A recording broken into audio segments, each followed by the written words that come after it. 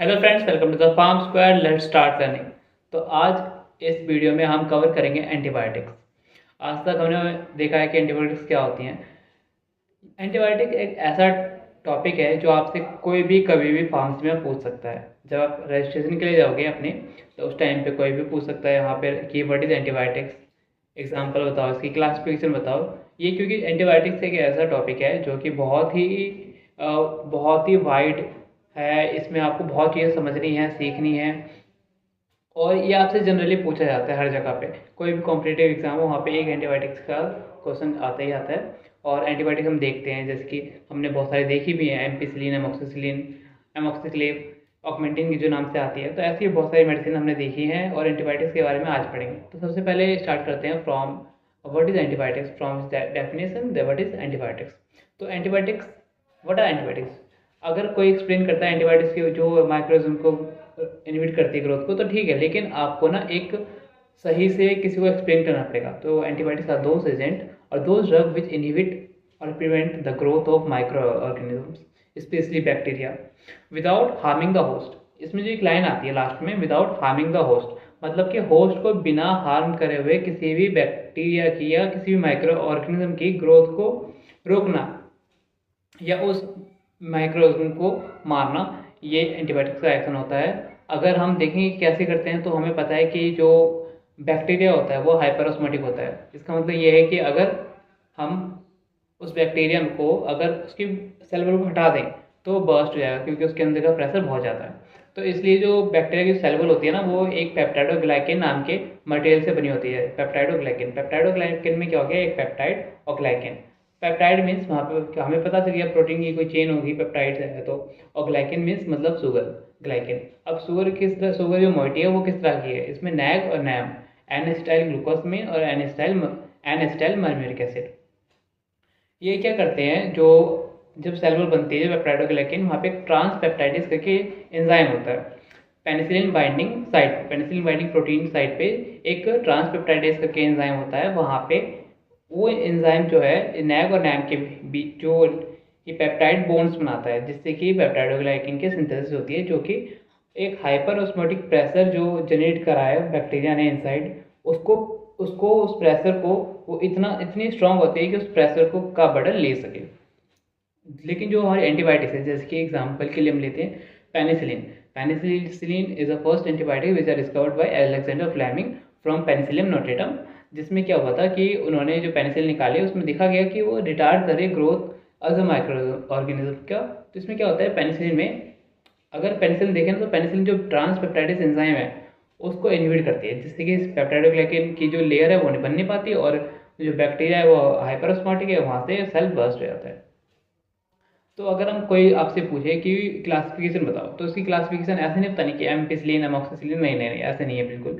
सबसे पहले बोलो beta lactam antibiotics. Beta lactam antibiotics में क्या आते हैं, पेनिसिलिन, सिफेलोस्पोरिन, कार्बापिनम, मोनोलैक्टम।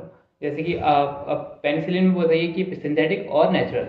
नेचुरल में आ गई पेनिसिलिन जी, जिसे बेंजाइल पेनिसिलिन भी कहते हैं, और सेमी सिंथेटिक में आ गई amoxicillin, ampicillin, methicillin, oxacillin, cloxacillin, oxacillin, ये सब सेमी सिंथेटिक में आ गए। उसके बाद सिफेलोस्पोरिन में आती है, जैसे कि सिफेलोस्पोरिन में क्या है कि ना, इसमें जनरेशन है first, second, third, fourth, fifth. तो इसमें है फर्स्ट जनरेशन सिफाड्रॉक्सिल, ऐसे आपको बतानी पड़ेगी, सिफाड्रॉक्सिल, सिफाक्लोर, सिफिक्सिम, सिफाड्रॉक्सिल, सिफिपाइम।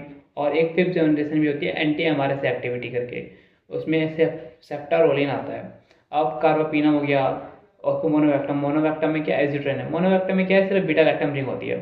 सबसे पहले आपको स्ट्रक्चर देखना पड़ेगा बीटा लैक्टम रिंग का। बीटा लैक्टम रिंग में जो मेन स्ट्रक्चर है, जो कि एंटीबैक्टीरियल प्रॉपर्टी शो करती है।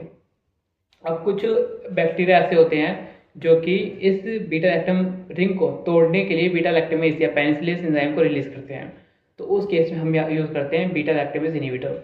जैसे एक एग्जांपल बीटा लैक्टमेज इनहिबिटर का, एमॉक्सिक्लेव। अमॉक्सिक्लेव में क्या है, ऑगमेंटिन के नाम से भी आती है, ऑगमेंटिन 625। उसमें क्या है, एमॉक्सिसिलिन और क्लेवेनिलिक एसिड।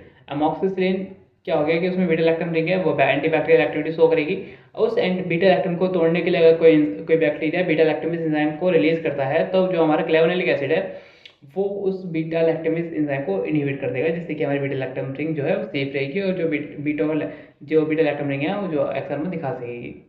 अगर यही इसके एग्जांपल और भी है, जैसे कि सेल्वेक्टम, टोजावेक्टम और क्लेवनिलिक एसिड, ये सारे जो हैं बीटा लैक्टमेज इनहिबिटर हैं।